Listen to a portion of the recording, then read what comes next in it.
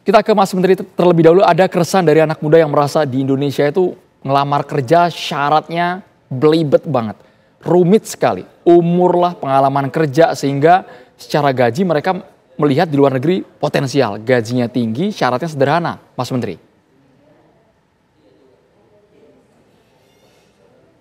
Halo?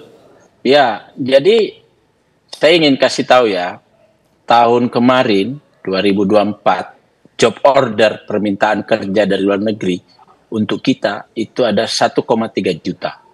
Kita baru bisa memenuhi 297.000. Nah, masih ada 1 juta lebih. Menurut saya, kalau teman-teman ini memang serius mau bekerja di luar negeri, ya, tugas kami pemerintah membuat pelayanannya lebih mudah, lebih gampang. Memang ada syarat yang harus dipenuhi untuk berangkat ke luar negeri. Yang pertama, ya dia harus terdaftar. Agar apa? Agar kita bisa melindungi kalau ada apa-apa. Yang kedua, dia harus punya skill. Yang ketiga, harus menguasai bahasa. Yang keempat, mentalnya juga harus bagus. Karena banyak data yang kita peroleh, datang ke sana sebentar sudah pengen kabur pulang dan atau pindah ke tempat lain. Nah, jadi mental juga menjadi sangat penting ke depan.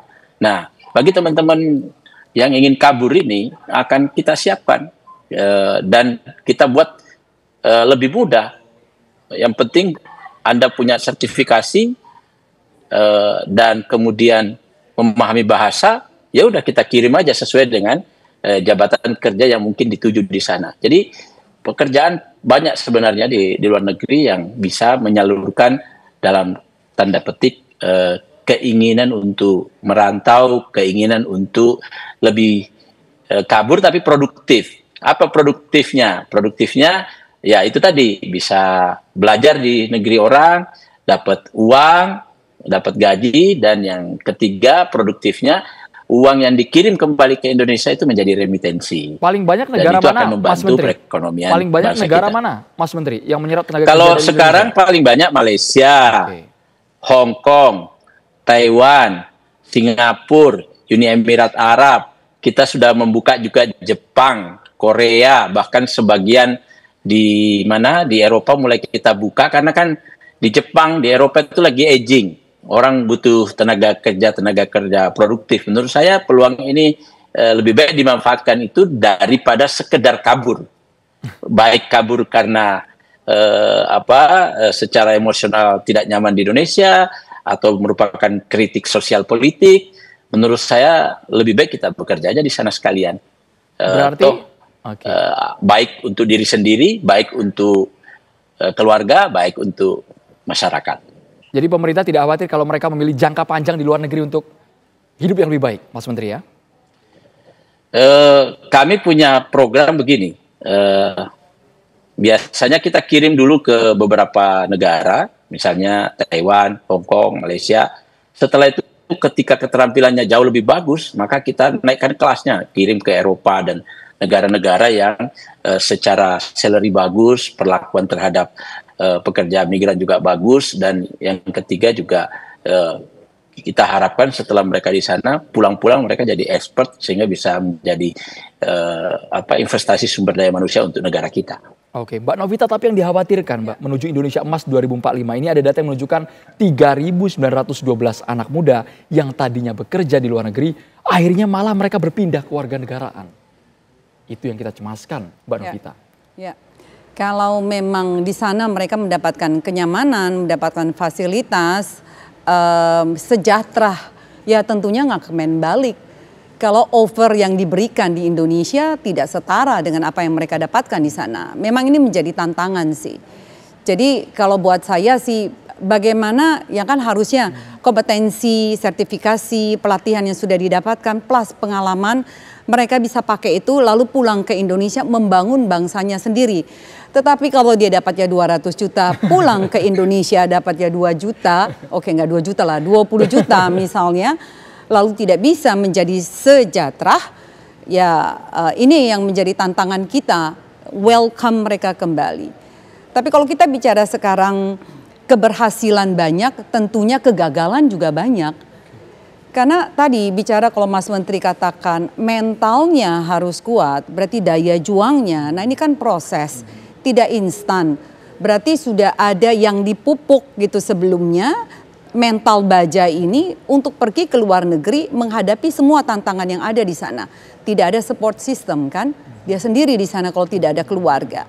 Adaptasi dengan budaya, adaptasi dengan lingkungan semua yang baru. Nah kalau ini tidak dipersiapkan, kegagalan ini yang terjadi. Jadi mungkin hashtag kabur aja dulu, mesti tanya dulu kepada diri sendiri, apa sih yang ingin dicapai?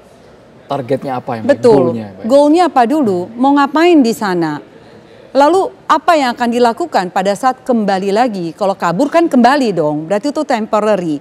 Jadi buat saya ini yang harus dipersiapkan oleh pemerintah juga. Anak-anak ini waktu ke sana, anak muda ini ke sana, jangan sampai yang punya kompetensi yang tinggi dan yang baik diambil. Karena kita lihat banyak negara-negara, kita ambil tetangga misalnya, Singapura dan Malaysia. Anak-anak dari SMP saja mereka sudah incar. Sekolah-sekolah yang bagus, mereka sudah incar kira-kira yang memang otaknya cerdas, cemerlang, punya prestasi di Olympic Science, misalnya fisika dan matematika, mereka sudah booking dulu tuh.